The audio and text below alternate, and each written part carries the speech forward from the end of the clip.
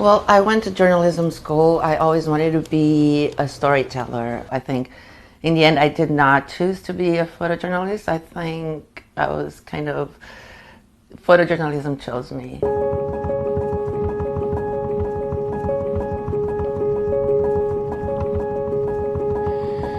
As a photojournalist, we cover many kinds of stories, but in the last 10 years, I've pretty much dedicated myself to covering underrepresented communities. I was based in Mexico City for 13 years, and there I got to cover a lot of migration and a lot of the violence that surrounded the drug wars. So I did a lot of work in Central America, Latin America, and now I'm based in Phoenix, so I'm following up with the migration, but on the other side of the wall.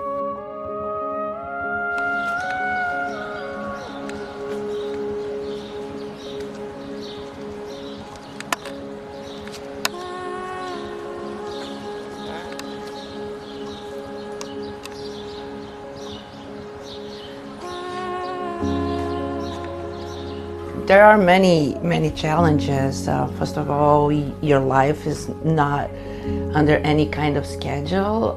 You cannot schedule life because, news just happen, and you have to be ready to jump out of bed and, fly to Haiti because it was an earthquake. And so it's a challenge for your relationships, for your social life, because you're always canceling things but people who know you and understand what you do will accept that.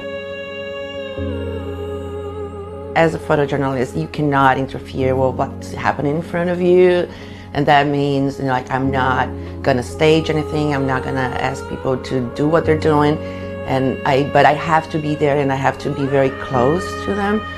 And of course, sometimes you relate a lot with what people are going through, but I think that it's important to understand what's your role in there. So let's say I'm in Haiti and it's an earthquake and there's a lot of injured people. Although it's hard for me just to watch it, I feel like it's important for me to take a step back and understand what is my position. My position is my role in this situation is to document it the best way I can, to send the stories out and, eventually get more help, get more organizations working, and try to be as a truthful observer as I can possibly be.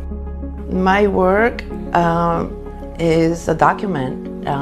We document history, we document traditions, cultures, we preserve memories, and we expose issues.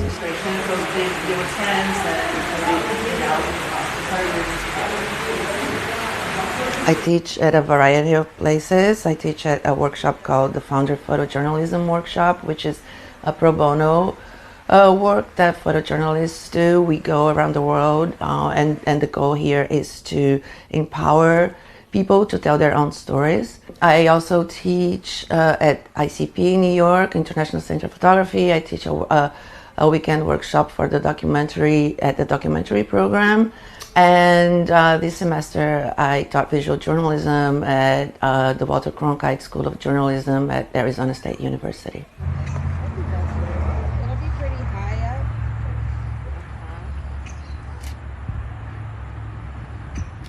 We teach them ethics. We teach them, how to understand a story, how to translate this visually, and most of all, the ethics of photojournalism. So this is photographing people at their most vulnerable moments. Is unfortunately one of the most common things we do in photojournalism. 2 years ago, I did a story for the New York Times. We went to the border in Arizona, in Sasabe, and we photographed some migrants that were being deported. We photographed this man who was from Central America, and he had just been deported like 5 minutes before, and he was calling his mother. He was completely distressed, and this photo was on the cover of the New York Times. And after that, they stopped. These people were being deported into this area that's called Sasabe. And it's a very remote area, and it's a very dangerous place on the Mexican side that's dominated by the cartels. And it's a small town that has no resources. So that was one of the images that resulted in them stop being deported into that area.